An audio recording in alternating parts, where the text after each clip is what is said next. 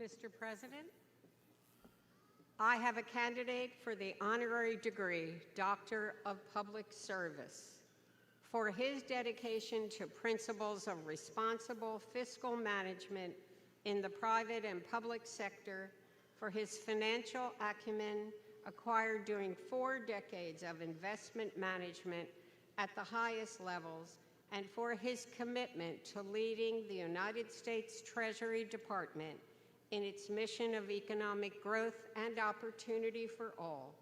The University of South Carolina, with the approval of the Board of Trustees, now presents Secretary Scott Bessent for the honorary degree, Doctor of Public Service.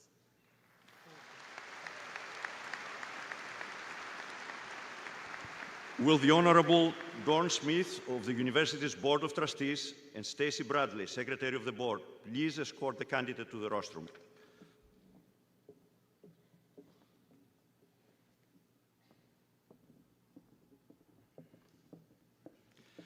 By virtue of the authority vested in the University of South Carolina Board of Trustees by the people of this state, acting through their representatives in the General Assembly, the University confers upon Scott Bessent the degree of Doctor Public Service honoris causa, together with all the rights, honors, privileges, and responsibilities thereto appertaining. Congratulations, Dr. Bessent.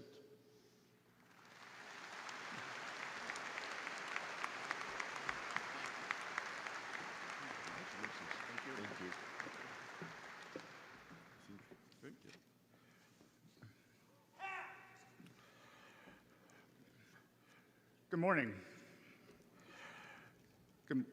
President Emeritus and Provost Fitzpatrick, members of the faculty and Board of Trustees, distinguished guests, and graduates of the class of 2026.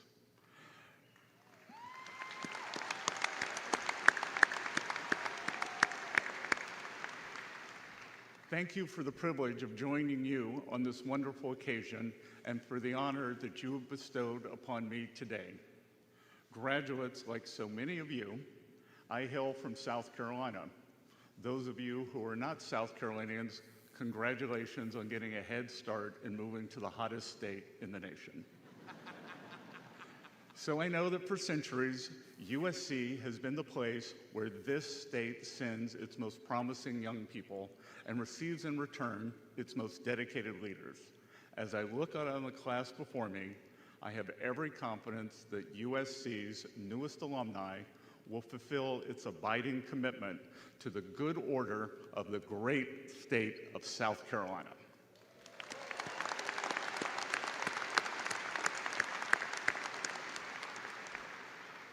Now, Provost Fitzpatrick, I am grateful for the generous citation you shared, but for those less familiar with the early chapters of my story, I was born in Conway, raised in Little River, and I think it is fair to say that lifeguarding and bartending in Myrtle Beach scarcely seemed like it would give way to a career in Wall Street or Washington, D.C.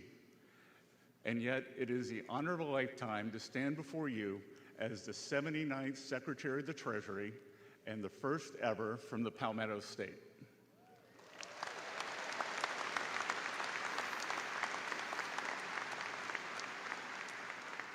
Graduates, I can imagine the immense pride that you're feeling today is mingled with a sense of uncertainty.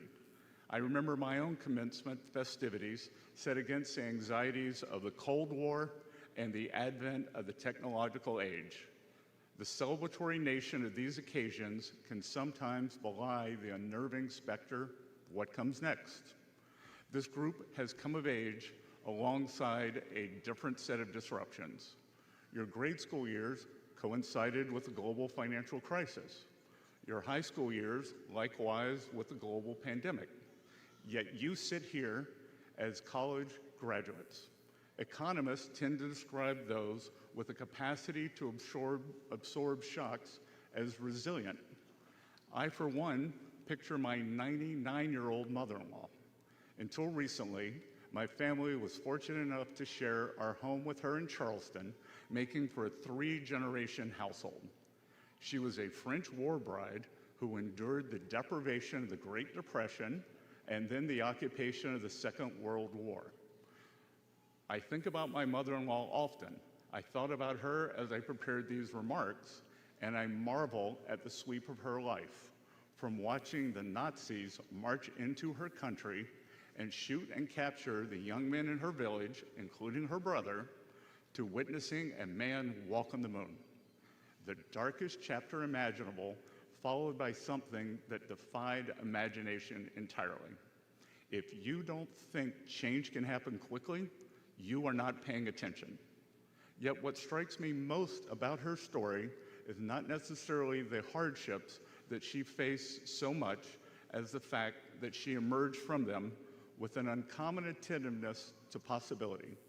Resilience in her case was both the capacity to absorb a set of circumstances and the insistence to see beyond them, to marry an American soldier, to begin life anew in a country that refuses to be bound by uncertainty. On the eve of our nation's 250th anniversary, that distinctly American ethos has held since the time of our founding because every generation decided that it would. Now, at this extraordinary moment, to be an American under President Trump's leadership, that inheritance belongs to you.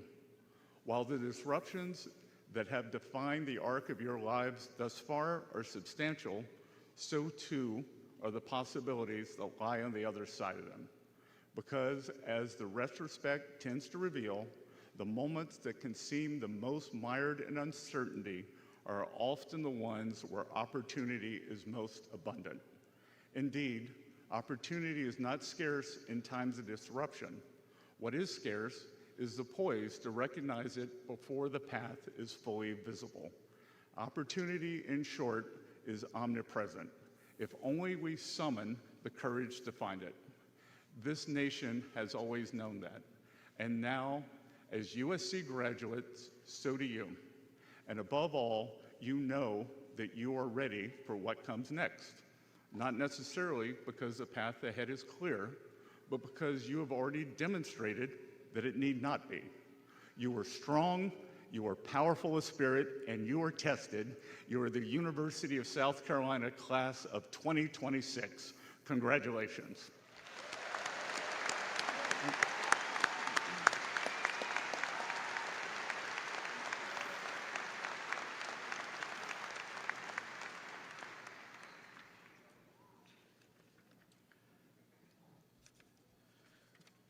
Let's thank the Secretary one more time for all the wisdom that he shared with us.